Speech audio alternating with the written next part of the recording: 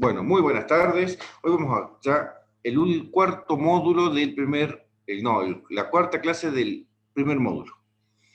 Hoy vamos a trabajar ya los últimos temitas y vamos a explicar el trabajo práctico del primer módulo. Como ya les venías diciendo, van a tener aproximadamente 2 semanas de entrega del trabajo práctico. El trabajo práctico va a ser a modo evaluativo.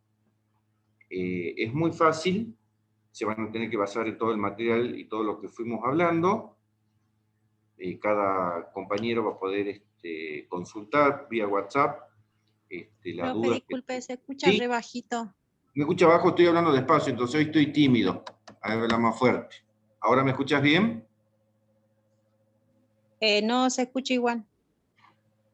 ¿Por qué será? ¿Todos escuchan bien? ¿Por qué no subís tu...? No, sí lo subí, lo estaba escuchando bien recién y ahora se escucha re bajito.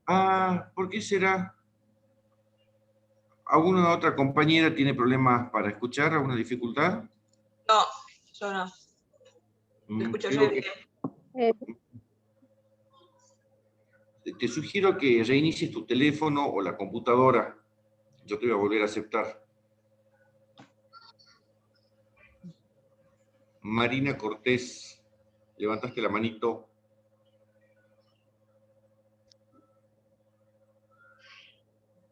Marina. Ahí está mi auricular en la mochila. Eso puede ser. Marina Cortés, ¿querés decirnos algo que estás levantando la mano?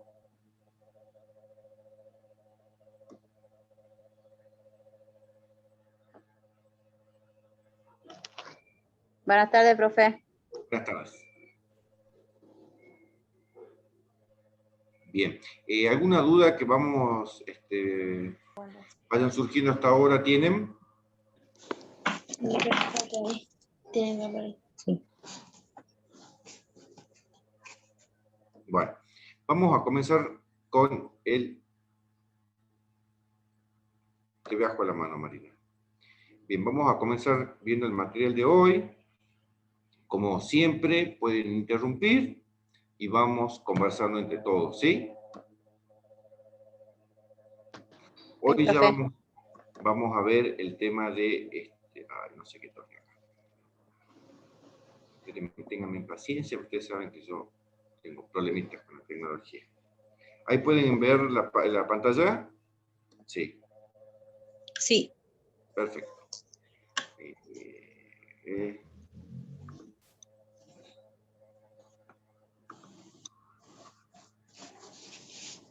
¿Ven bien la pantalla? Yo dejé de verlos a ustedes. Sí, profe. Sí. Bien. Vamos a trabajar con lo que es el glosario, los conceptos, concepciones. Cuando hablamos de concepciones tenemos que hablar de las formas, que tenemos que comunicarnos hacia el equipo técnico, hacia el equipo que va trabajando en conjunto, el equipo tratante. Terapéutico, cuida algo o alguien. Patología es la parte de la medicina que estudia los trastornos anatómicos y fisiológicos de los tejidos y los órganos enfermos, así como los síntomas y los signos a través de los cuales se manifiestan las enfermedades y las causas que las producen. Enfermedad es la afección física, mental o que padece alguna persona. ¿Qué padece alguna persona? ¿Sí? Una persona. Concepción, vamos a psicología.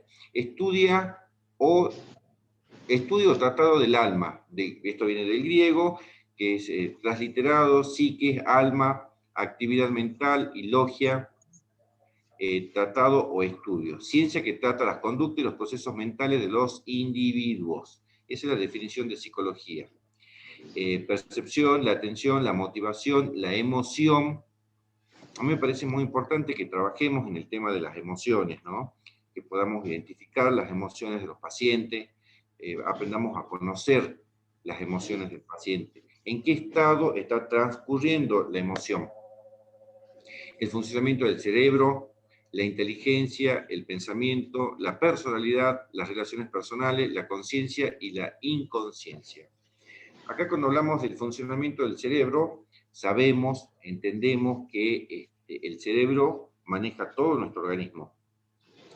Y desde este punto podemos ver la motricidad. Si nosotros tenemos un paciente que tiene alguna movilidad y después de esta movilidad la va perdiendo, la va perdiendo o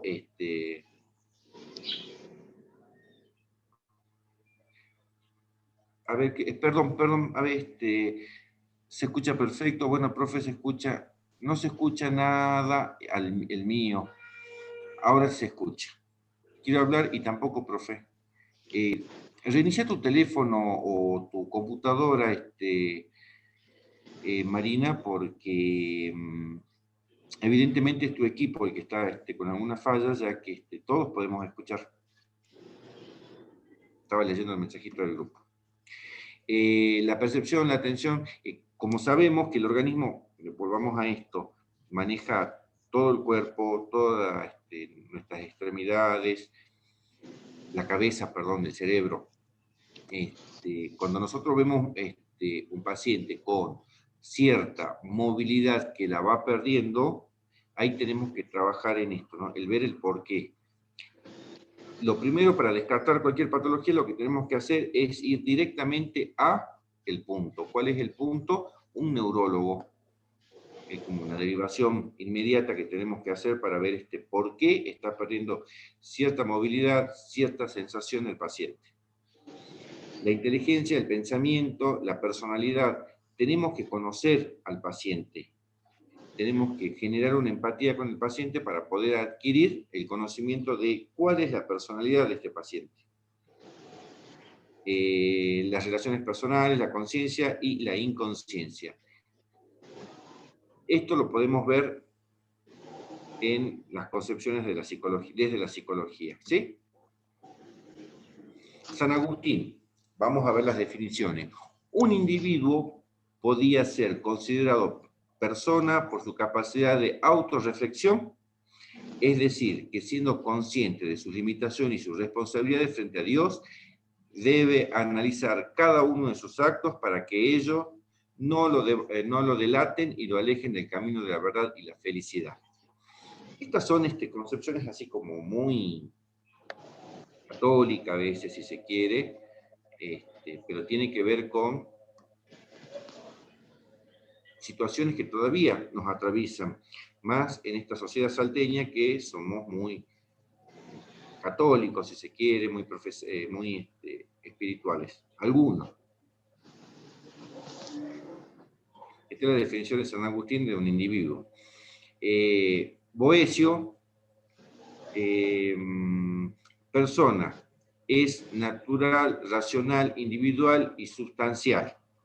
De naturaleza racional es la razón la que sirve para demostrar su esencia individual. Antes de ser un ser sociable, el individuo es una persona libre y con capacidad de razonar y decidir sobre sus actos. Esto es muy importante, somos individuales. ¿Por qué? Porque la individualidad nos lleva a ser diferentes a todos. Cuando la primera instancia de sociabilización es la familia, pero para llegar a ser sociabilizados primero nacemos solitos. La segunda instancia de sociabilización es las escuelas, las instituciones educativas. Y ahora ustedes vieron que tenemos nivel inicial, que es obligatorio también, que eso también ayuda mucho a la estimulación del niño, ya sea con patología o una persona sin patologías. Desde la antropología afirma que la persona es un todo estructural que se abre al mundo y a los otros seres vivos. Un sujeto independiente y libre frente a otros objetos y sujetos. ¿Vieron cómo van cambiando los conceptos según las formaciones de base, ¿no? Según cada profesión? La persona como sustancia. Atribución de propiedades particulares tales como independencia, raciocinio, esto lo habla mucho Aristóteles, Boecia en la Edad Media. Personas como ser pensante.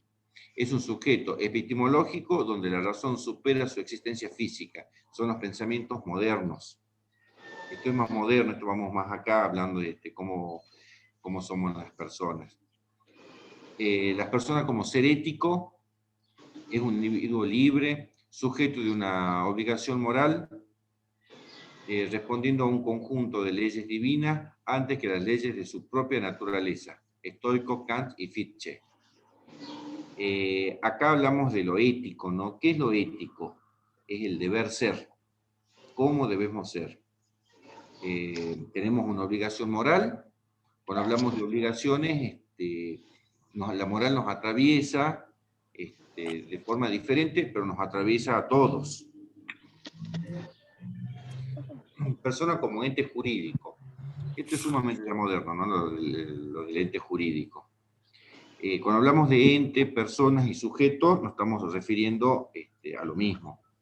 El individuo sujeto a leyes intrínsecas de su... A ver, espérenme. Listo. Acá mira esos papelitos que están tirados ahí.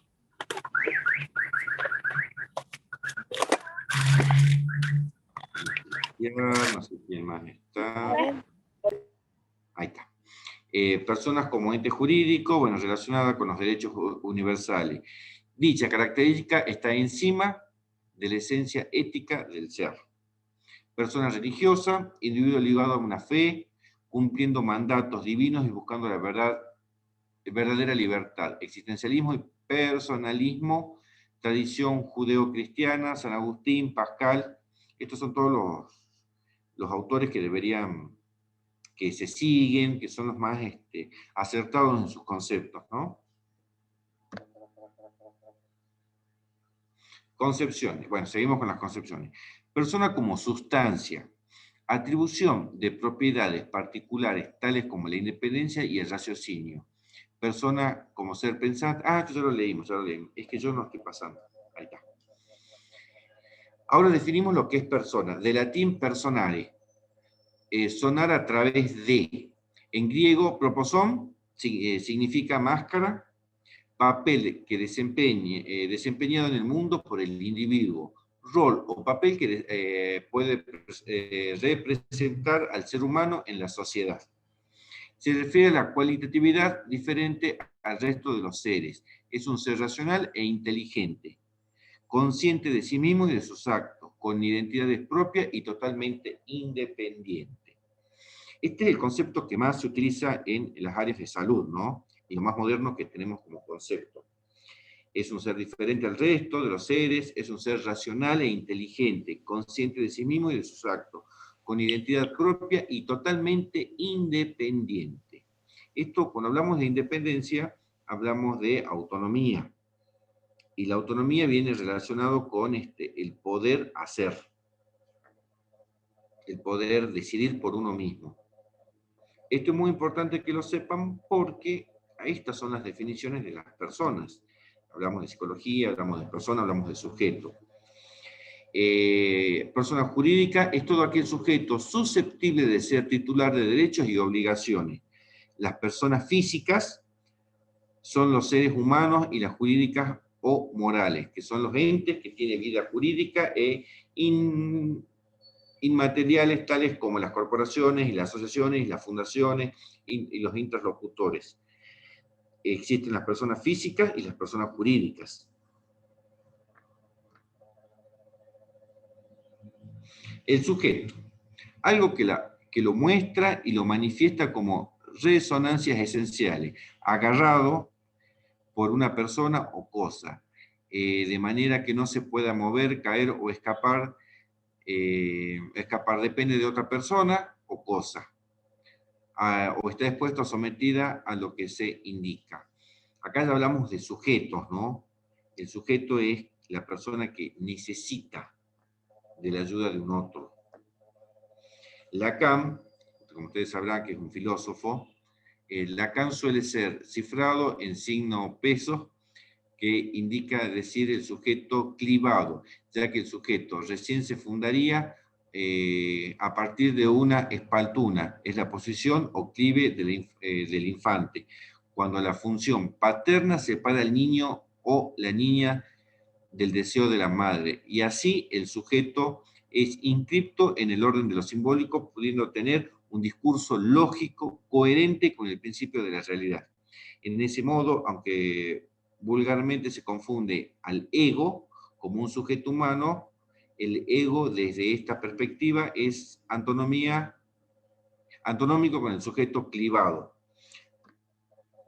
Acá ya empezamos a hablar más de lo que es la psicología, desde lo lacaniano, ¿no? Que es una rama de la psicología, que eso lo vamos a ver en psicología general. ¿Van entendiendo hasta acá? Nuevamente las cabecitas. ¿Entienden? Olga, Sí. Jimena, ¿lo van entendiendo? Sí. Perfecto. Es importante que esto también veamos, porque acá diferenciamos, sí, de 10. Gracias, Mónica. Es importante que esto también lo veamos, porque acá ya vamos incorporando el concepto de las individualidades.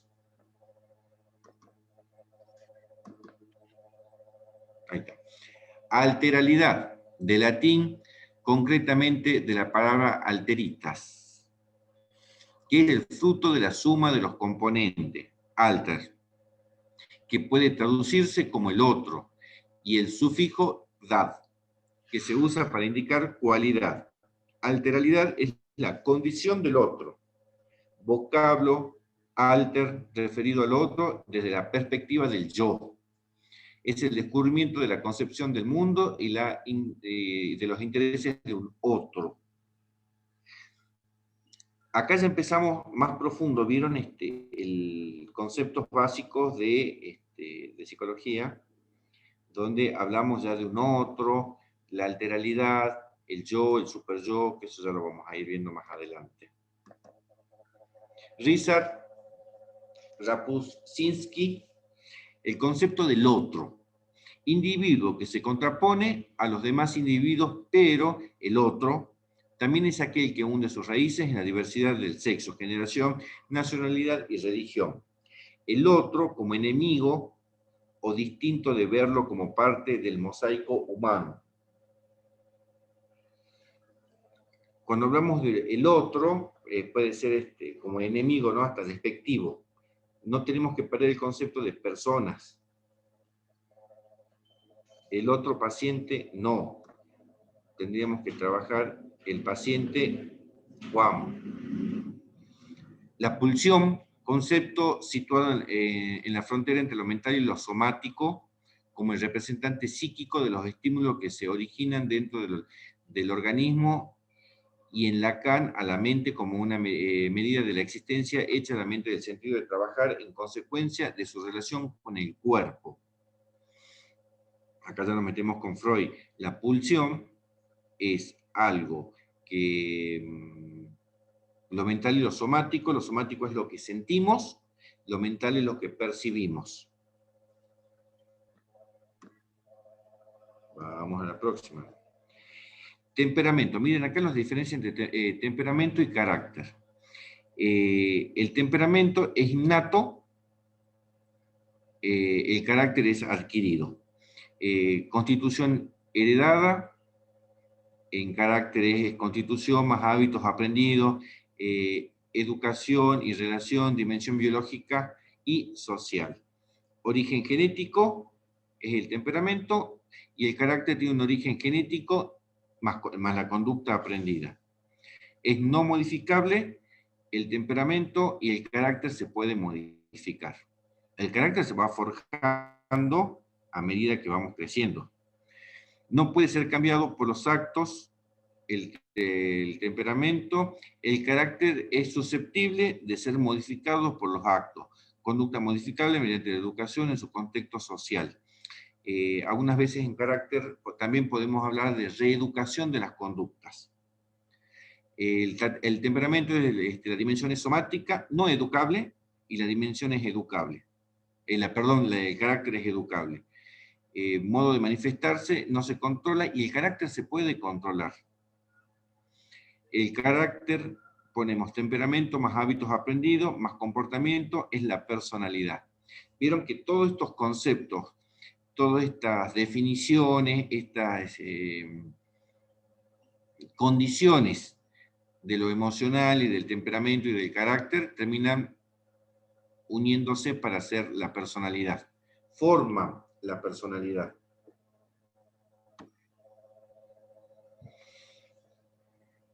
Gordon Atstone define la personalidad. La personalidad es la organización dinámica. Uy. Ángela, espera que amito a Ángela. Y Vicky, no sé cómo hiciste ese trazo amarillo, pero me interesaría aprenderlo. La personalidad es la organización dinámica en el individuo de aquellos sistemas que determinan, yo lo veo muy chiquitito, perdón que lo voy a agrandar porque no veo, mejor dicho. Ahí estamos. Determina su conducta y pensamiento característico. El temperamento, Alport lo define como el temperamento es igual que la inteligencia y la constitución corporal. Constituye una especie de material bruto que acaba con conformar la personalidad. El temperamento se relaciona con el clima bioquímico en el que se desarrolla la personalidad. El temperamento tiene bases biológicas o constitucionales. Cuando hablamos de constitución no hablamos de la constitución del libro, no hablamos de cómo nos constituimos como sujetos y como personas. No, Vicky, no te hagas problema, me interesaría saber cómo lo hiciste, nada más.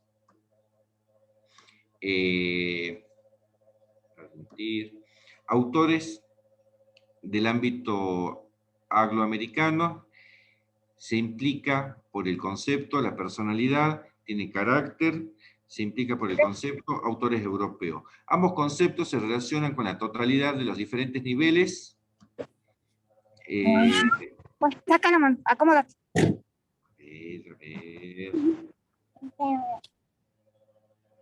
A ver. Bien. Son personas, pensamientos y sentimientos, conducta y estado de ánimo, cuerpo y alma, aspectos innatos y adquiridos. No nos olvidemos que el carácter es una conducta adquirida. Aprendemos a ser de una forma diferente. ¿Sí? Ahora espérenme que yo haga esto. Uy, no sé qué toqué. Ahí estamos. Cuando hablamos de los comportamientos, las actitudes y las formas que nos manejamos en la vida, está muy relacionado con la profesión del cuidado, el oficio del cuidado del acompañante. Si nosotros tenemos carácter, tenemos temperamento, ustedes, a ver, yo quiero que me cuenten ustedes ahora cómo se debería actuar. Ustedes como profesionales, ustedes poniéndose en el rol de que tienen el temperamento, qué tipo de temperamento, quién quiere hablar, un temperamento especial.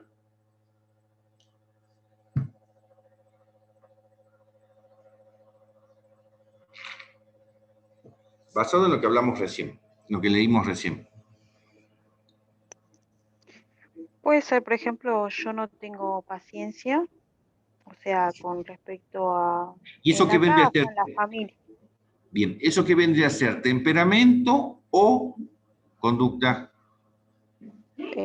Para mí me parece temperamento, o sea, es algo que trato de sacar paciencia y lo trato de hacer, pero muchas veces no lo logro. Pero en el trabajo sí, saco paciencia y por eso logro, o sea, trabajar bien, porque si no, no sería llevadero. Claro, para ninguna de las partes, ¿no? Exacto. Sería difícil para las partes, para poder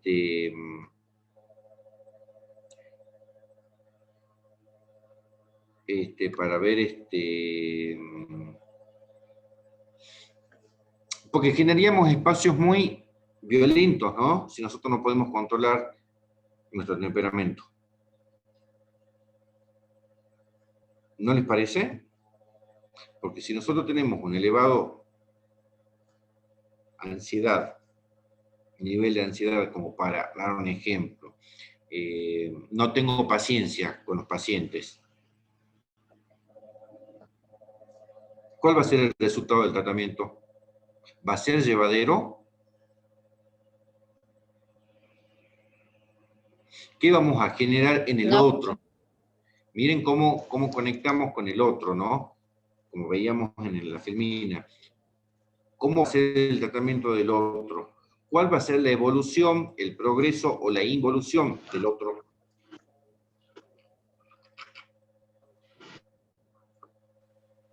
Mala, profe. Exactamente, va a ser mala. No va a evolucionar, no se va a generar empatía con el paciente. De ahí partimos, ¿no? Al no poder generar una empatía, ¿qué nos pasa?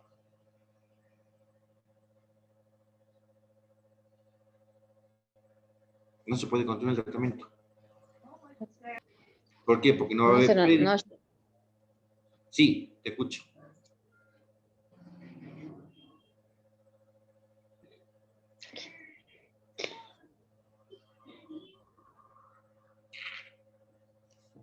No se va a poder generar una empatía, no se va a poder generar avances. ¿Por qué? Porque si nosotros lo maltratamos al paciente, lo retamos, ¿qué pasa?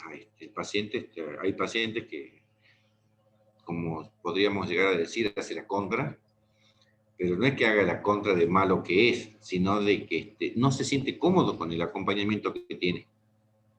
Porque nosotros no estamos pensando en el otro. Nos supera nuestra emoción, nos supera nuestro temperamento. ¿Lo entienden? Profe, una preguntita. Sí. Por ejemplo, yo con el paciente que yo trato, él tiene Alzheimer, ¿no? Sí, sí. Y nosotros tenemos que manejarlo con voz firme, o sea, una voz alta, porque si nosotros lo tratamos como criatura o lo tratamos con amor o con paciencia, él no hace la contra. Él es totalmente agresivo en ese momento. Cuando nosotros le ponemos los límites, entonces ahí andamos bien. Sí, hay que poner, no es que hay que gritarle, sino con voz firme. No, voz firme pero alta, porque encima, tiene problemita también que no puede escuchar bien, así que... Bien, claro, eso se suma. Completo, claro, se suma, entonces es todo un tema. Sí, la forma de manejarse con el paciente es voz firme, alta, en el caso que tenga problemas auditivos, para que lo pueda incorporar. Marcar límites, eso es sumamente importante. ¿Por qué? Porque si no, van a hacer lo que quiere el paciente y ustedes no van a poder desarrollar una buena actividad. Porque en eso de que el paciente va a hacer lo que quiera, ¿qué implica también la medicación, no? No van a poder administrar la medicación porque el paciente si se enoja no quiere, pobrecito, que no. Y eso también tiene que poner... En el caso del paciente que tengo yo a cargo, él no toma medicación. Él empezó este lunes recién con la internación domiciliaria otra vez. Así que el sábado dice que viene la doctora a verlo, así que ahí trataré con ella y trataré de ver por qué se dejó de tomar tanto tiempo la medicación. Pero él de por sí es... ¿Cómo? Vos ya hiciste un avance en buscar el tratamiento médico, ¿no? Porque si no me equivoco, inicialmente tu paciente no tenía este diagnóstico. No. Ya comenzaste algo bueno que le den un diagnóstico certero y la medicación. Ahora que comienza el periodo de medicación, hay que tener mucha paciencia.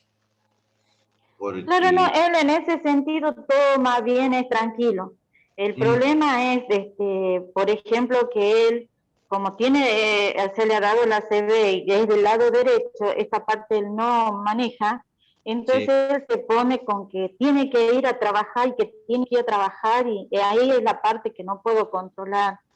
O sea, si yo trato de hablar como estoy hablando con usted, es en vano para mí porque él no me suma, me resta.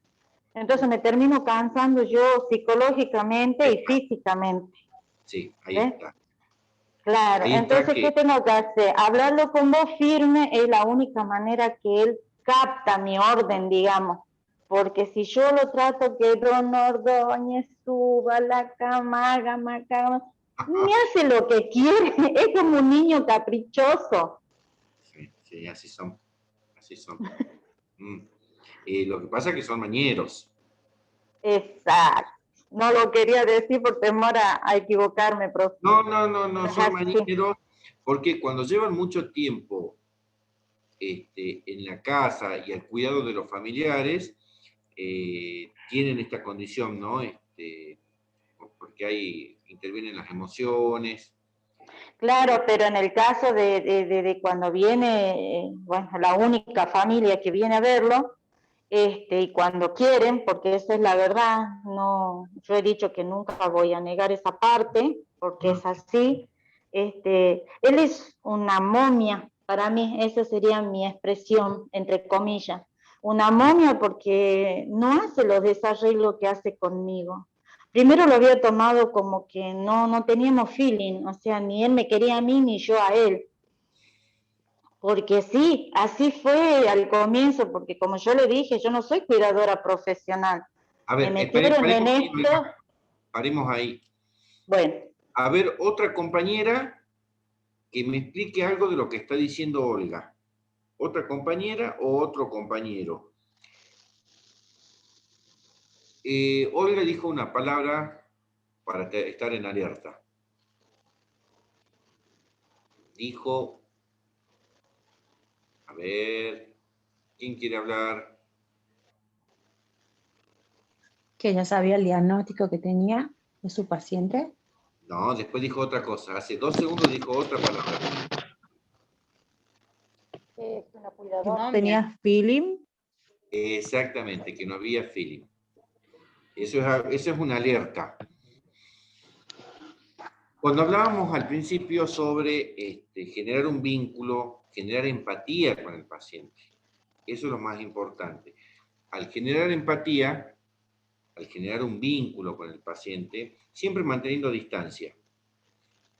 La empatía es ponerse en el lugar del otro. Sí. En primer lugar, tenemos que entender de que hay una dolencia, hay un malestar. Tenemos que entender que no le podemos pedir como a una persona que no está en esa situación. Tenemos que entender que no le podemos pedir lo mismo, que haga en actividades, en todo, ¿no? Pero, acá hay un pero. No debemos ceder ante estas cuestiones. No nos olvidemos, en el caso de los adultos mayores, no nos olvidemos que ellos se sienten invadidos en su espacio. Sienten que están ocupando su territorio, y ustedes vieron que los viejitos, digo viejitos con cariño, los viejitos son muy perseguidos. Me va a decir a mí. Sí, hasta me había dicho que venía a robarle su casa. Ay, no sabe lo que me ha costado. Bueno, y ahí tienen que utilizar estrategias para generar un vínculo, una empatía, estar atento con la escucha activa, escuchar los tonos de voz del paciente. Bueno, él poco habla. Y cuando uno trata de sacarle una conversación, yo, por ejemplo, le hago retroceder para que pueda buscar dentro de su cabecita, no sus ADN, porque no cuento con sus ADN, pero como por ejemplo, qué hacía él cuando iba a pescar, que se jugaba al fútbol, en qué trabajaba, o sea, hacerlo recordar así. Y él cuenta, pero cuando él no quiere hablar, se pone agresivo. Entonces trato de no molestarlo, porque comienza a Bueno, tirar piña y después a revolver todo. Un desastre hace la pieza. Y eso que no camina, está en cama nomás. Imagínese si caminara. hay que salir corriendo. En relación a eso, estar atento a los tonos de voz, a la actitud que él tiene. ¿Por qué? Porque ahí estamos generando un malestar, ¿no? Si le vamos a hablar de que algo que no le hace bien, algo que se siente incómodo, lo único que vamos a generar es un malestar. Sí. Tenemos que Pero por lo eso. general, sí, él por lo general yo me he dado cuenta de que cuando él está bien, el único tema para hablar y que a él yo lo veo que llora, se emociona, quiere y tiene ganas de seguir hablando, es buscando a mamá y a papá. Bueno, ahí hay que hacer un trabajo de las emociones, ¿no? Este paciente que tenés, Olga, ¿tiene alguna obra social? PAMI. Sí, el PAMI. Bueno, tendrías que buscar algún psicólogo que haga gerontología. Fíjese que ya lo he hablado con la única hija que a media se hace cargo.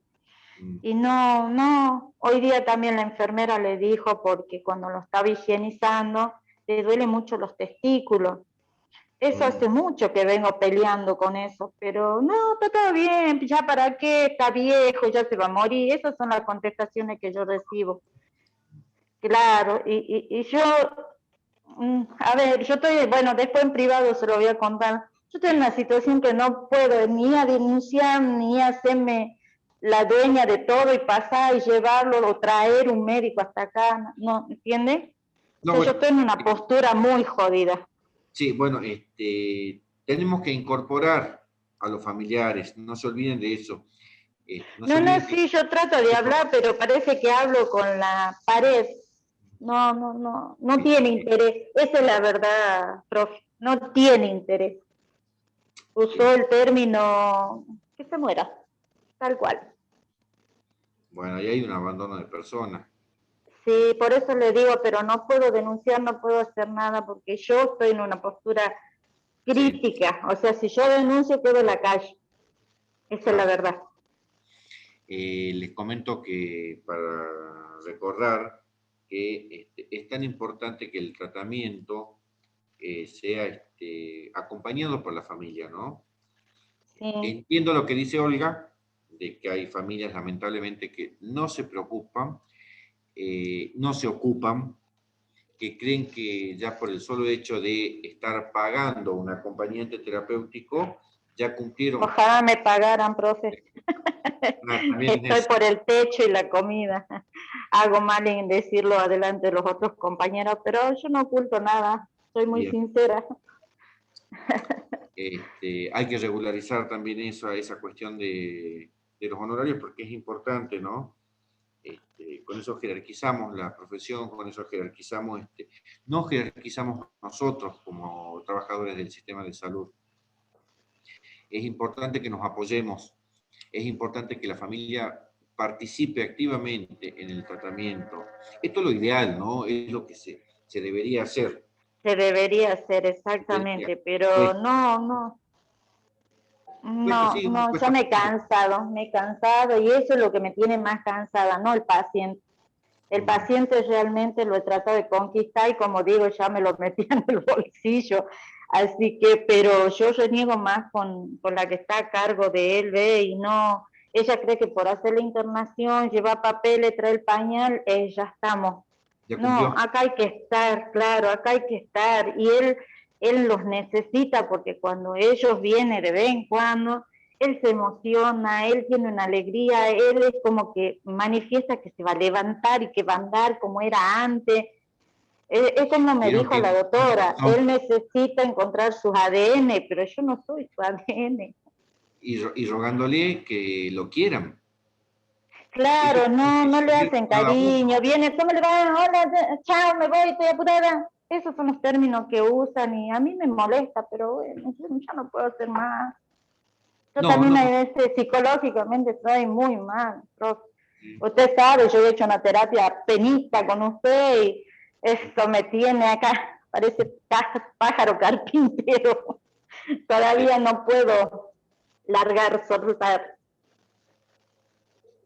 Sí, es un Pero tema. bueno, le pongo el pecho a las balas todos los días. Sí. O sea, A me ver, tira todos los días al suelo, pero le aseguro que del suelo no voy a pasar, pero en el suelo tampoco me voy a quedar. sí, sí, es una situación difícil.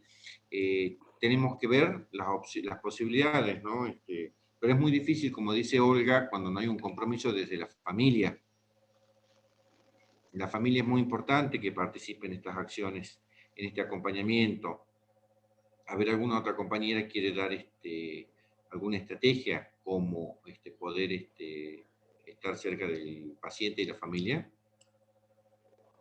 Las otras compañeras que ya están trabajando como cuidadoras o acompañantes.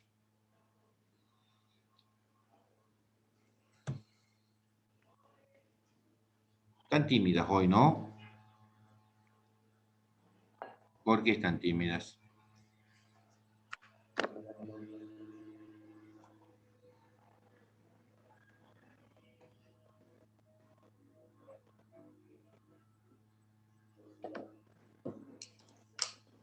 ¿Nadie quiere aportar?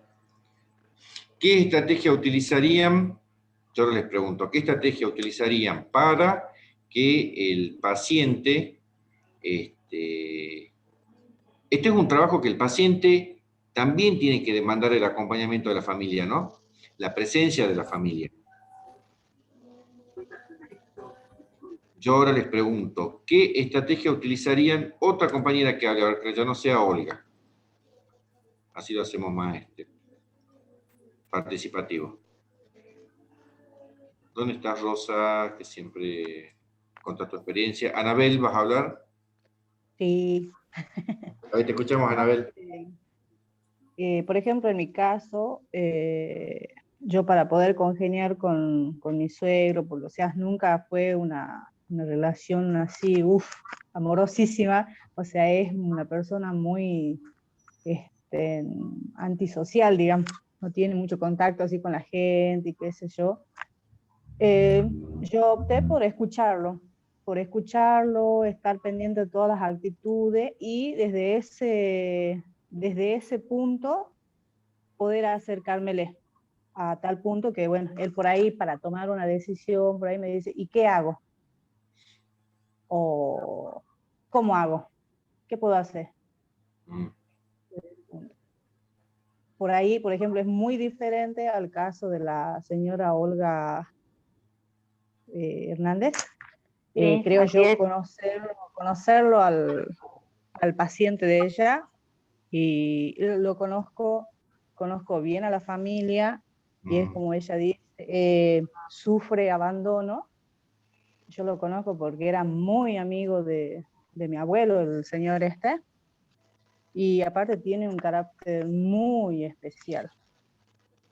Y acá hay un conflicto de por medio, porque por ahí los hijos, lo único que le interesa es la parte económica. Yo soy el apoderado y el viejo que se pudra.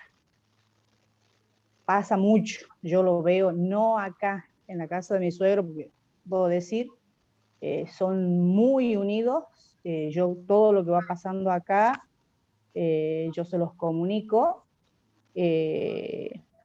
son muy unidos, pero lo veo en otro ámbito de mi familia, que estamos por lo económico, mamá, papá, en lo económico nada más.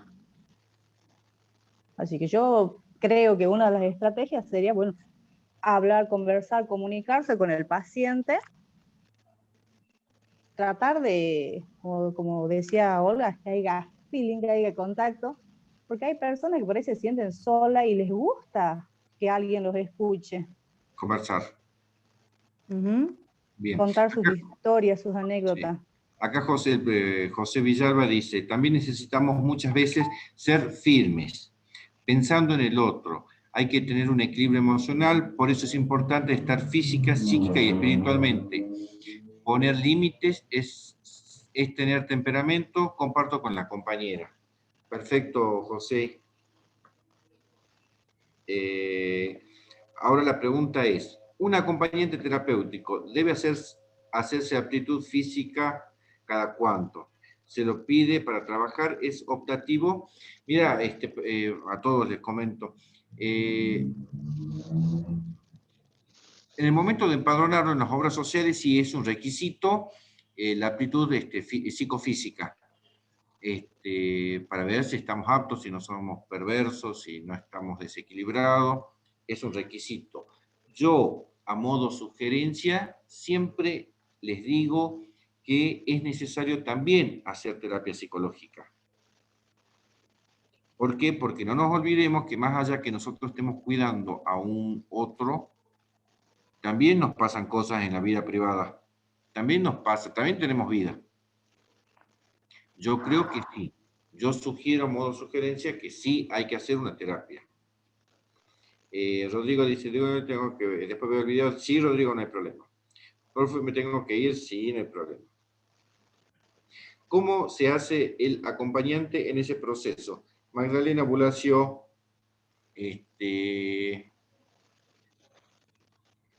¿cómo se hace el acompañante? No entiendo tu pregunta. ¿Querés prender el micrófono y comentarnos? Magdalena.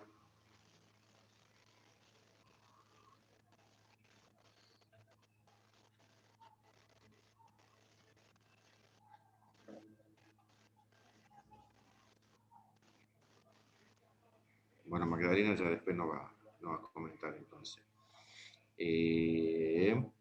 Mi paciente le hablamos despacio, fuerte, igual es agresiva. El tema de la agresividad también tiene que ver con la patología existente, ¿no?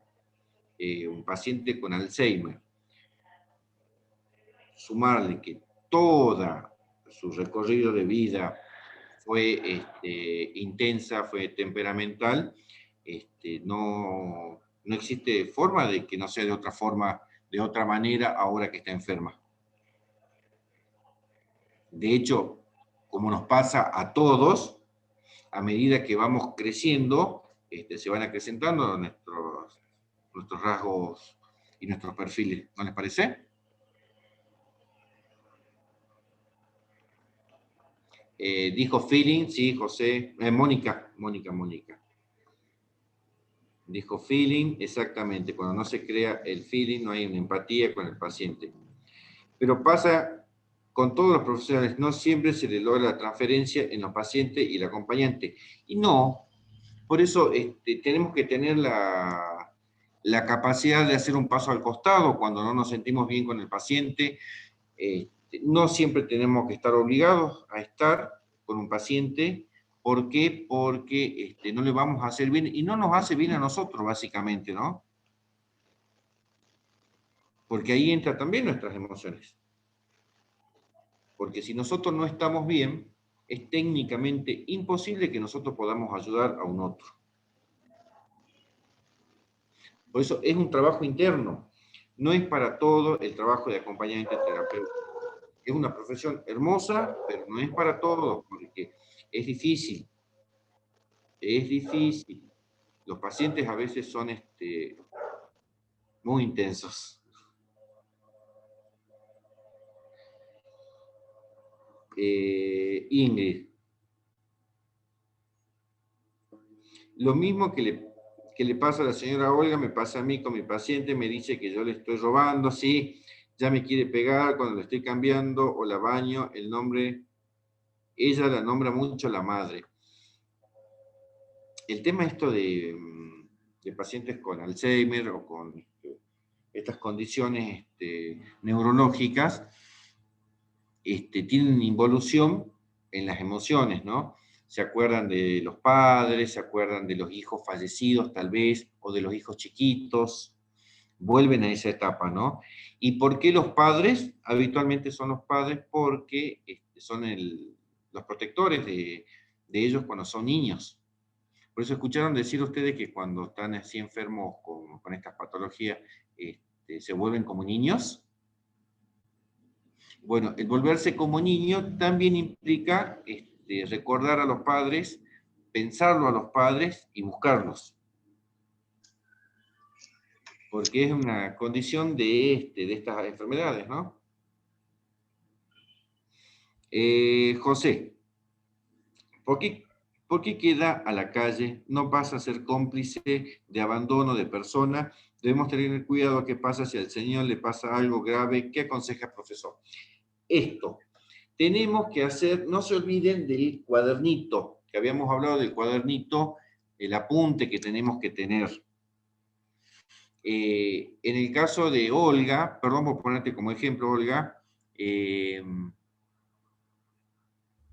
ahora vos ya tenés una aliada, que es la enfermera que me dijiste recién que había una enfermera. Bueno, ella es una aliada tuya. Pasa algo, ya son dos personas que pueden hablar de un abandono por parte de la familia. Obviamente que hay cosas que vos no podés hacer porque la familia es la encargada de hacer algunos trámites, algunas gestiones, el compro y el manejo del dinero. Claro, pero ahí lo interrumpo un poquito, Sí, profe. sí. No sé si va a ser mi cómplice, porque da la casualidad que hace 3 días que viene, 4, hoy jueves, porque empezó el lunes, y las 4 veces tuvo la hija. Yo no sé si en algún momento yo he comentado fuera de casa y le ha llegado al oído, porque yo ya me he cansado de hablar con ella y no encuentro nada de solución. Entonces, mi único aliado es el cuaderno que tengo, sin haber sido até, porque lo estoy aprendiendo acá ahora en el curso. Sí. Pero yo ya tengo mi cuaderno y mi teléfono también está lleno de videos, está lleno de cosas. Perfecto. Cosas. Justo estaba por decir eso. No nos olvidemos que también la tecnología tenemos que usarla, ¿no? Lamentablemente, si llega a pasar algo exactamente, con cualquier paciente y una enfermedad, en el caso de que, bueno, que a este paciente le duelen mucho los testículos y no hay un control, ¿qué pasa con este paciente? Bueno, la familia no se quiere hacer cargo. Acá está el testimonio que la familia no se quería hacer cargo. Exacto. La familia no quería. Claro, no quería. Por eso le respondo, no sé a quién hizo la pregunta, si es que no soy, o sea, ¿cuántas veces me he sentido cómplice? Sigo siendo cómplice, pero vuelvo a repetir, ojalá estuvieran en mis zapatos para ver qué hacen, porque yo de última agarraría y diría, bueno, me es fácil, me voy hasta la policía, hago lo que tengo que hacer, agarro mi bolsito y me voy. Pero no, es muy difícil mi situación privada. Sí. Y bueno, y como les dije siempre a ellos, me encariñé con él, pero no es mi marido, no es mi papá, no es mi abuelo, no es nada. Sí.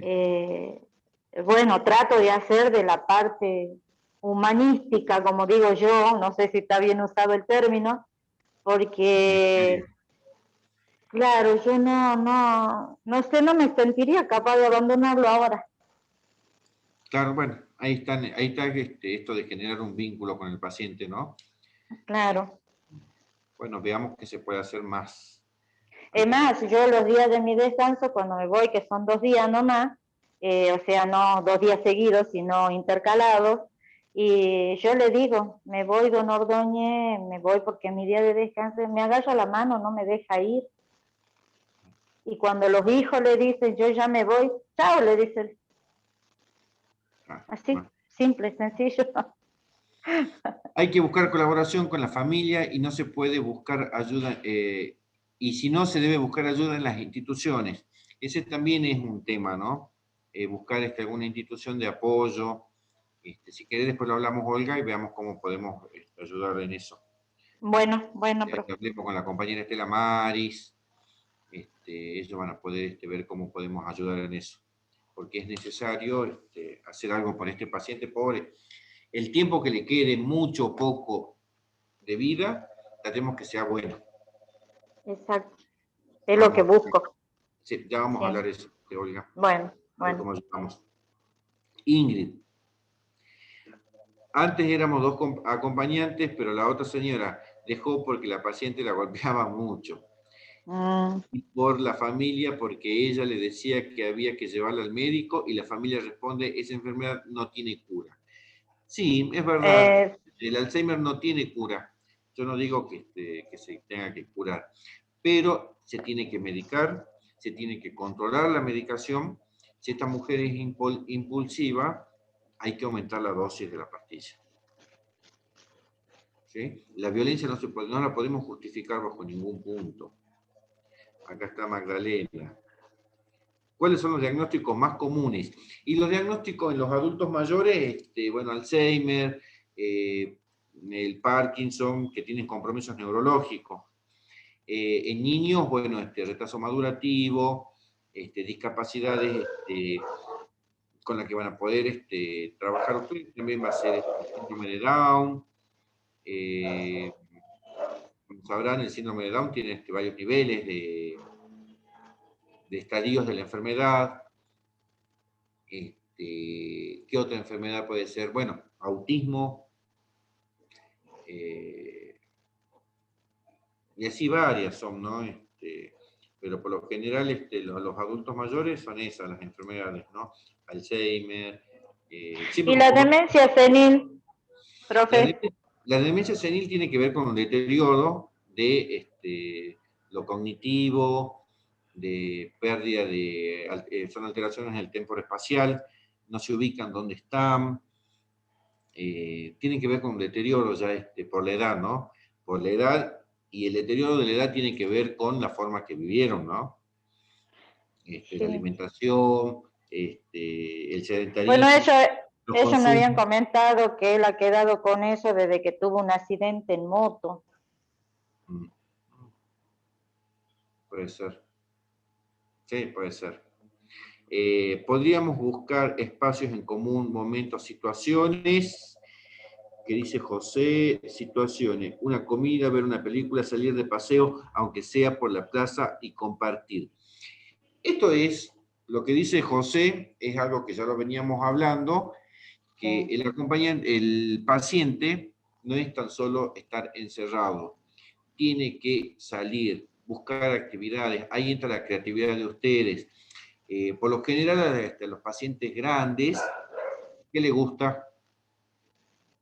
Las películas de guerra, las películas de cowboy, escuchar música, ir alternando con eso, ¿no?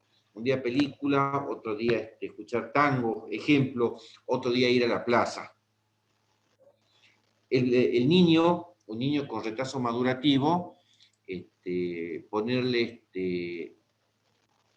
una película, un dibujo animado, porque estimula lo sensorial, lo auditivo y lo visual. Con colores, esas cosas tiene que... Y lo mismo, salir a la plaza. Hay personas que, bueno, que no tienen movilidad reducida, tanto niños como adultos mayores, que, bueno, a ver, ejemplo, ponemos una música y nos ponemos a bailar con ellos. El baile es muy importante porque eso genera mucha reactivación neuronal. Profe, disculpe. Sí, Magdalena, ¿cómo estás? ¿Cómo está, profe? ¿Sabe que me comentaron el otro día, me comentó una vecina que vive sola, que ya es adulta mayor y que tiene PAMI, de que le mandaron desde el PAMI, a través de una nota que ella presentó, un acompañante terapéutico? Ella está bien, es muy sana, es muy completa, muy activa también, pero está solita. Entonces, el PAMI parece que le cedió ese espacio de acompañante terapéutico para que la acompañe durante el día o durante la noche. No sé cómo es el proceso, ni tampoco cómo se llama el programa, pero evidentemente de hace rato que viene. Sí, este es un programa de hace mucho tiempo.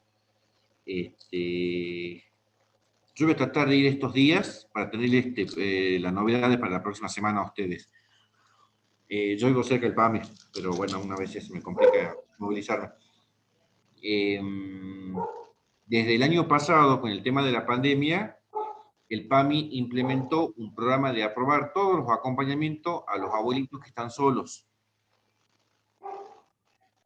Porque, bueno, por el solo hecho que están solos y necesitan compañía. Con el tema de la pandemia han descubierto que muchos abuelitos aparecieron muertos porque están solos, nadie podía ir a verlo, nadie podía llevarle comida ni medicamentos. Este es un programa de Nación que viene del Ministerio de Desarrollo Social de Nación. Exacto, pues me decía Sí. la señora que cuando ella va a cobrar, o sea, su jubilación, en ese mismo día también cobra su acompañante terapéutica ahí en el banco. Sí, así que sí. es como un conjunto. Sí, sí. Muy bien, no sé cómo se maneja, pero yo les prometo que lo voy a averiguar para la próxima clase. Se los prometo. ¿Sí?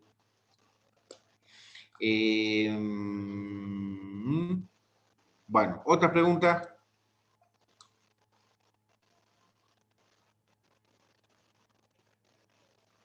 En el caso de que ustedes tengan... Sí, Galaxy, decime Galaxy, ¿cómo te llamas primero? Noelia. Dale, Noelia, te escuchamos, Noelia. El retraso madurativo de los niños, digamos, ¿qué vendría a ser? El retraso madurativo es una condición de falta de evolución en algunas partes del cerebro. Puede ser el habla, que afecte el habla. Sí, te escucho. Le afecta en algo, digamos. Sí. Porque yo acá al frente tengo una vecina que tiene un chiquito que ella se hizo cargo. Sí. Y, digamos, ella dice que él tenía un retraso madurativo. Porque él nació antes de tiempo, digamos. Sí. O sea, a los 5 meses, creo que si no me equivoco, me dijo. Sí. ¿Sabes qué? Pero bueno, el nene es bien activo él. Únicamente ella lo que dice que él rompe las cosas. Dice que le saca de las frazadas, de los acolchados, la espuma que tiene ahí adentro, lo rompe, lo saca y para jugar. Y bueno, ella dice, no sé qué tiene, dice ella, pero bueno, ella después me comenta que a ella le dijeron que él tenía eso, el doctor. Le dijo un doctor. Bueno. Y bueno, por lo general ese diagnóstico lo dan los neurólogos infantiles. Sí. Vos podés aconsejarla que vaya a un neurólogo infantil. Eso, profe, gracias. No, de nada. Bueno, bien, gracias, doctor. No, por favor. Cuando yo tenga esta noticia, esta información acerca del PAMI, que avancemos unos meses y nosotros le podríamos proveer una certificación de que ustedes están cursando. Tal vez les sirva eso para poder hacer pequeños acompañamientos. ¿Sí? ¿Están de acuerdo? Sí, profesor. Díganme sí. Díganme sí. Sí, profe. Muevan las cabezas. Sí, profe. Sí, profe. No habría problema que le hacemos una constancia, un certificadito de que ustedes están cursando, ¿sí? Y para el próximo año, cuando ya finalicen, le hacemos el certificadito definitivo para que lo puedan presentar. Lo que sí se hablaba desde el año pasado es que va a haber un gran trabajo para los acompañantes porque hay una gran necesidad. Hay una gran necesidad de trabajo y de acompañantes. Sí. Bueno, ahora vamos a ver el trabajo práctico. ¿Quieren? Bueno. Van a tener que analizar un caso. Ahora yo lo voy a compartir en la pantalla. Esperen, ténganme paciencia.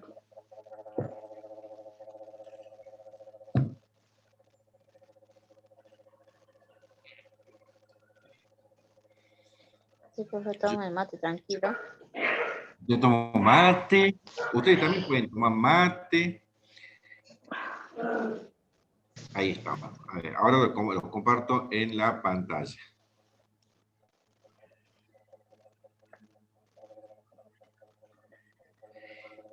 Compartir en pantalla.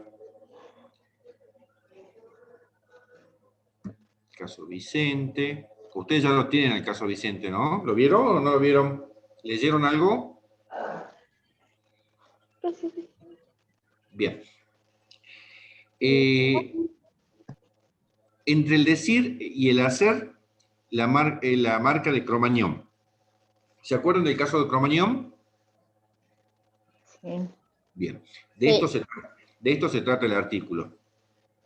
El acompañamiento terapéutico de Vicente, víctima sobreviviente de los hechos ocurridos en República de Cromañón, fue solicitado a mediados de enero del 2005 por dos amigos suyos, quienes luego... Esperen que yo voy a aumentar porque yo no veo y no sé dónde están mis anteojos. Ah, ya los vi en mis anteojitos.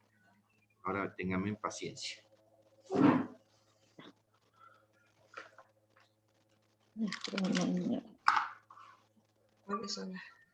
Ahora se hizo el poder. Ahora somos otros. El acompañamiento terapéutico de Vicente, sobreviviente de los hechos ocurridos en República de Cromañón, fue solicitado a mediados de enero del 2005 por dos amigos suyos, quienes luego de 2 semanas de intentar contenerlo afectivamente, terminaron desbordados por completo. Por entonces, el paciente estaba desvinculado de su familia de origen, la cual residía en el interior del país. Desde el día de la tragedia, Vicente era atendido... A ver, ¿qué dice acá la compañera? ¿Ustedes lo pueden ver o no? Yo sí, profe.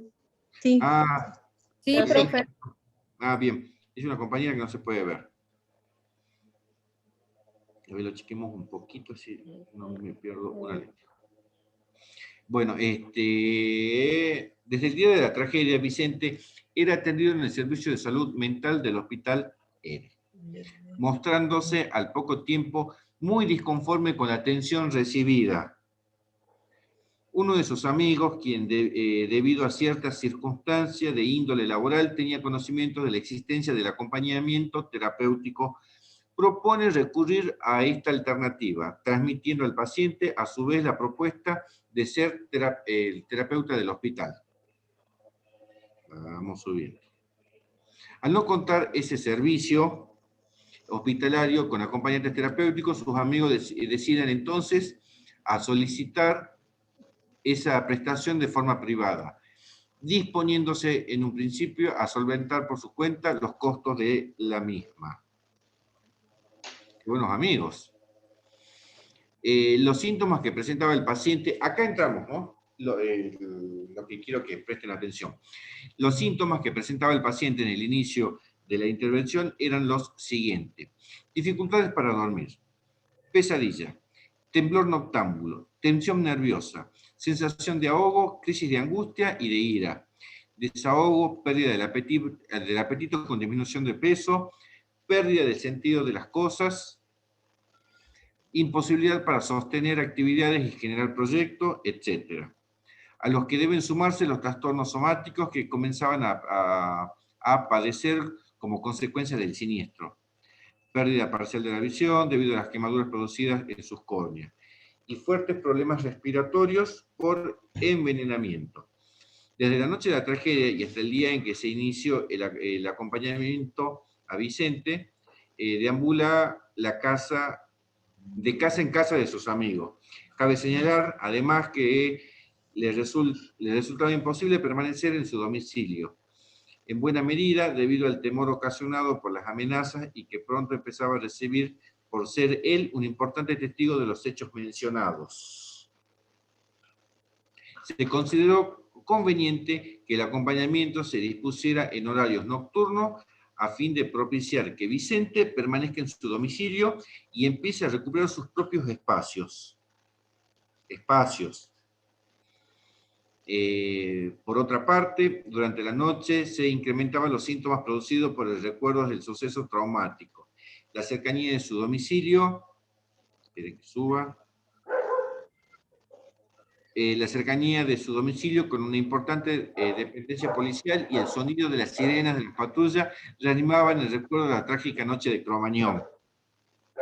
Se planteó entonces como objetivo esencial para favorecer su estabilidad comenzar a normalizar el sueño, complementándose para ello la intervención de los acompañantes y la medicación indicada por su médico tratante. En este contexto se dispuso el siguiente esquema de trabajo: acompañamiento terapéutico domiciliario en guardias nocturnas de lunes a domingo de 21 a 9, es decir, 12 horas diarias. Lo que se podían agregar en caso de ser requerido por el paciente algunas horas de acompañamiento, en horarios especiales vinculados a su atención médica, a la tramitación de gestiones administrativas en la legislatura y otras actividades, como ir a declarar a tribunales, reunirse con los abogados, etc. Dado que en esos momentos Vicente se veía inhibido de realizarla de manera autónoma por la excesiva angustia que experimentaba, la cual se acentuaba aún mucho más por las frecuentes demoras en la atención hospitalaria, las amenazas telefónicas que recibía cotidianamente, etc. Pobre Vicente, ¿no? Uf. El equipo fue integrado por 4 acompañantes, prefiriendo el paciente que todos fueran varones. Ante su negativa a seguir atendiéndose con el terapeuta del Servicio de Salud Mental del hospital, a quien se le hizo llegar el teléfono del coordinador del equipo de acompañantes terapéuticos para trabajar en forma conjunta, pero jamás se comunicó con él. Se le propuso la alternativa de gestionar su atención psiquiátrica y psicoterapéutica con el servicio del hospital, aceptando el paciente esta propuesta y comenzándose a atender desde entonces allí con el doctor y la licenciada L respectivamente. De esta manera, desde este momento, su abogado señala que dada la situación que generó su desestabilización y de acuerdo a la ley de salud mental, ya por entonces vigente en la ciudad, correspondería que su acompañante terapéutico fuera costeado por el municipio y no por sus amigos, a quienes, por otra parte, se le haría imposible sostener este gasto por mucho tiempo más. Esta nota firmada por su terapeuta y el doctor, de acuerdo a lo evaluado en forma conjunta por el equipo tratante, se solicitó ante la Secretaría de Derechos Humanos del Gobierno de la Ciudad que le fuera subvencionado al paciente el acompañante terapéutico, recomendándose además atendiendo el expreso pedido de Vicente. La continuidad de los acompañantes que habrían intervenido hasta ese momento, en quienes luego de un arduo trabajo había podido depositar su plena confianza. Es oportuno señalar, por otra parte, la inexistencia en ese momento de instancias públicas, alguna que estuviera en condiciones de ofrecer dicha modalidad de prestación, dado que los equipos de acompañantes terapéuticos que funcionaban en las instituciones hospitalarias lo hacían de forma ad honorem. Habitualmente solo en los horarios diurnos y limitados al marco institucional, resultando imposible que en esas circunstancias atender una carga horaria nocturna domiciliaria con la intensidad y frecuencia requerida. Requerida en este caso, la solicitud fue aceptada. Vamos. Uy, me fui. En el transcurso de los primeros 2 meses de trabajo pudieron ya observarse algunos indicadores favorables en la evolución del tratamiento de Vicente. Posibilidad de pernoctar desde entonces en su domicilio, pudiendo asimismo permanecer solo durante el día. Ya no había problema que él esté en su casa, él ya se podía ubicar. Mejoras en el sueño, mayor organización en sus horarios, sus comidas, sus actividades diarias, visita a los médicos, psicólogos, psiquiatras, etc. Resurgimiento del interés para retomar la actividad laboral, organización de espectáculos musicales y culturales y generar nuevos proyectos. Contención y elaboración de situaciones traumáticas desencadenadas a propósito de lo ocurrido en su tratamiento psicológico inicial, posibilidad de sostener al menos parcialmente los diversos tratamientos médicos indicados, oftalmológico, neumonológico y psiquiátrico farmacológicos. Él fue evolucionando, ¿vieron? Sí. Sí. Debe destacar que la presencia de los acompañantes ha sido fundamental para sustentar la regularidad en la administración de su medicación. Resolución favorable de la búsqueda de un nuevo lugar para vivir, habiendo tenido que dejar su anterior vivienda, en la cual, por otra parte, se sentía muy inseguro y vulnerable ante la incertidumbre de que su domicilio era conocido por quienes lo amenazaban telefónicamente.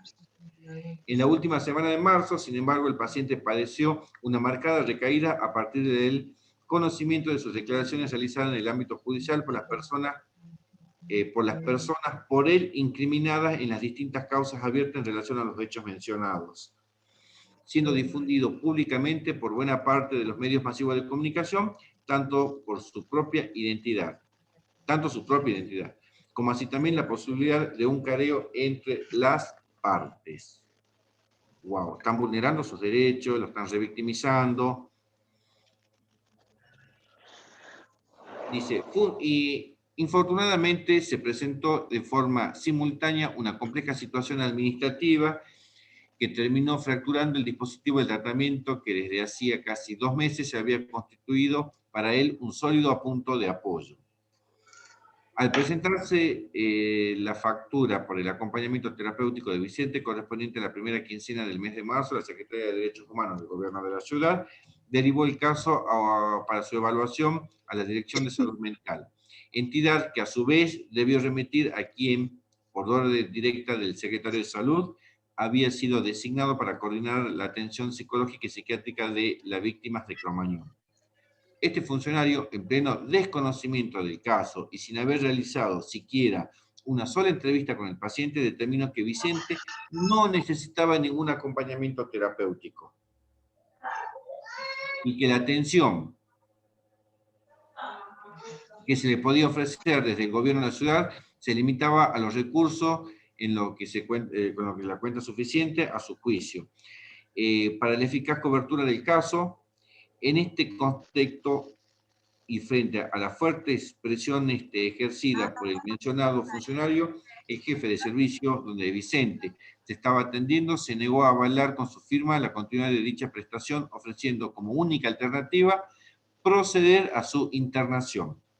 Instancia que él, por supuesto, rechazó sin vacilaciones, poniendo en duda la conveniencia de continuar atendiéndose en ese servicio y acrecentando su ya generalizada desconfianza en las instituciones públicas.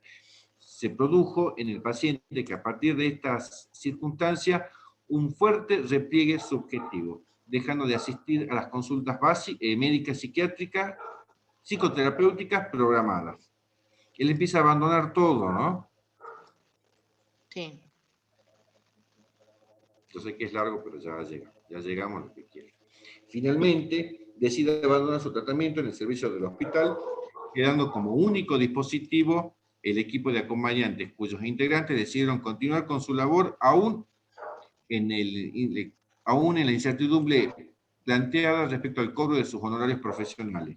En este momento, se plantea a Vicente como condición para continuar con esa prestación que debe retomar su tratamiento psicológico como el seguimiento de su medicación y demás estudios, dado que el acompañamiento no podía suplir dichas instancias clínicas, indispensable para que la intervención resulte eficaz.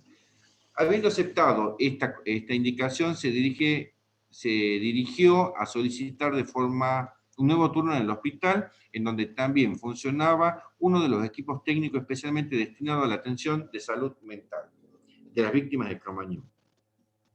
El problema se presentó apenas le preguntaron su nombre. El caso había tomado ya trascendencia por el conflicto planteado en relación a la cobertura del acompañamiento, por lo que al identificar a Vicente, la psicóloga que realiza la admisión se comunicó directamente con el funcionario antes mencionado y luego de una larga conversación telefónica le indicó al paciente que debía volver a concurrir el lunes siguiente para ser entrevistado personalmente. Pobre, qué maltrato. Es una violencia institucional única, ¿no? paciente debería volver a concurrir al siguiente entrevistado personalmente por él, transmitiéndole una curiosa sugerencia. Tenés que dejar de preocuparte para conservar el trabajo de los acompañantes terapéuticos y tratar de estar mejor vos. Ante este comentario, Vicente desiste de acceder a una entrevista con el médico funcionario, optando por continuar su tratamiento psicológico y psiquiátrico de forma privada. Wow.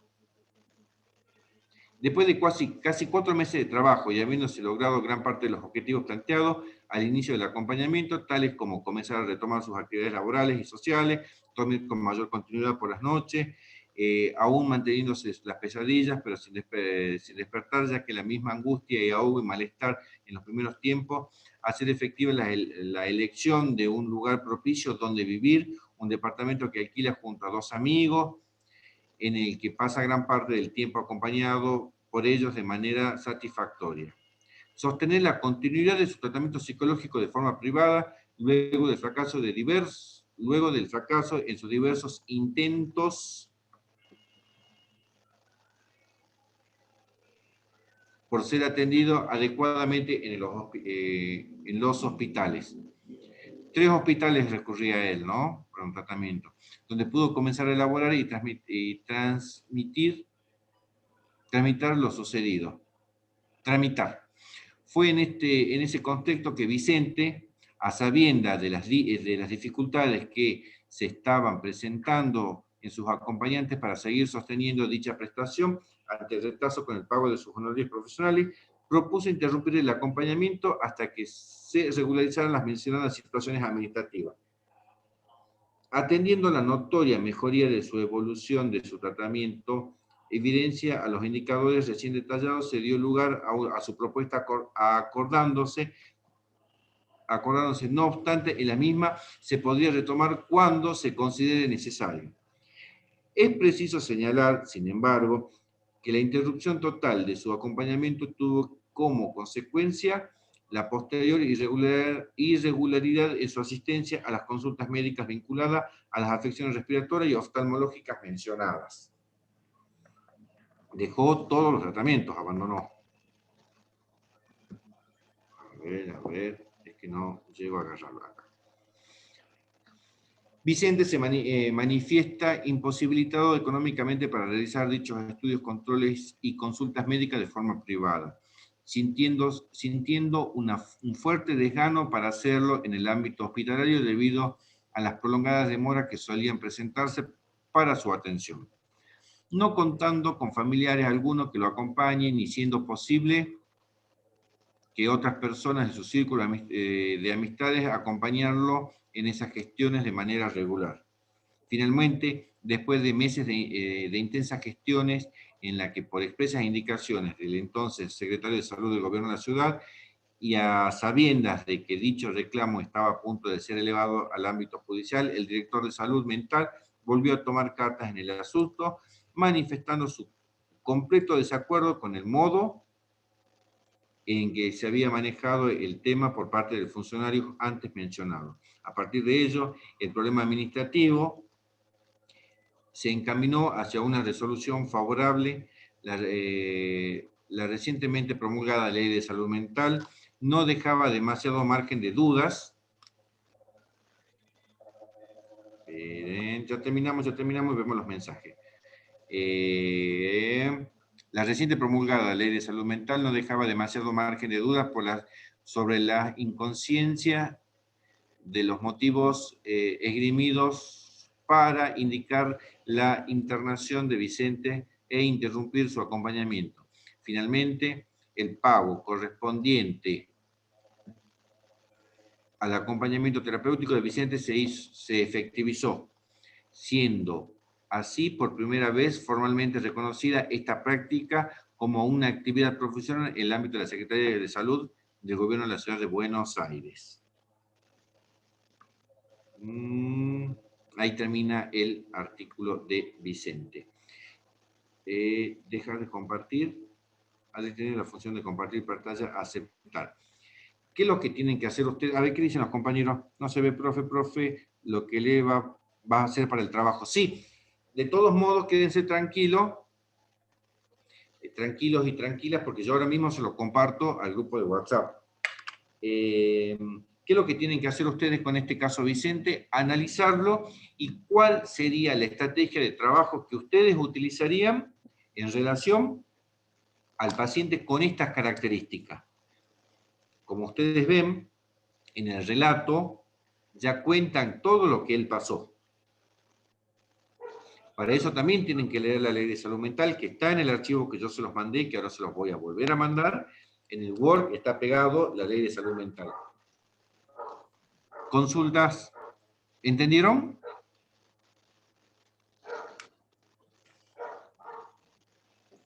Profe. Sí, Claudia. ¿Hay alguna posibilidad que usted nuevo, nos profe, mande lo que dijo? correo? No escuché bien porque andan fallando el... No escucho, perdón, no escucho. ¿Hay alguna posibilidad que usted mande esto al correo? Sí, yo lo que le voy a pedir es algo, que manden al grupo de WhatsApp los correos. Bien, perfecto. Sí, porque a veces en el celular te piden algunos, tenés que descargar. Haga unas actualizaciones. Exacto. Sí, yo se los mando sin problema. Yo les voy a pedir que ustedes me manden. Yo sí tengo un listado que me mandó la señora Patricia Lancay. Sí. Y tengo que decir la verdad, yo no los he cargado. Voy a intentar hacerlo mañana a la mañana en mi trabajo. Y ahí yo tengo los correos de ustedes, pero van a haber algunos que me van a faltar, pero ustedes me mandan por mensajito de WhatsApp en el grupo, no me pongan Juana Pérez, el correo tanto. Y yo con eso ya los voy cargando, y todo el material que vimos hasta ahora yo se los mando por correo. ¿Les parece? Bueno. Bien, perfecto. ¿Y la presentación del trabajo práctico también es por correo? ¿Cómo sería la presentación? Sí, es por correo. Ustedes me lo mandan al correo, yo los corrijo y le hago la devolución. Profe, las consignas, ¿cuáles son? Las consignas yo se las voy a mandar ahí en el grupo, en el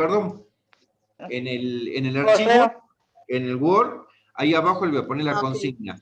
Que la consigna es qué tratamiento y estrategias ustedes utilizarían para acompañar a Vicente. Porque vieron que ahí habla del acompañamiento terapéutico, no da detalles del diseño del tratamiento. Ok. Obviamente que en cualquier momento ustedes me pueden consultar. Profe, yo tengo una pregunta, o sea, que no es de Vicente, disculpe, ¿no? Sí, no. Por ejemplo, un acompañante terapéutico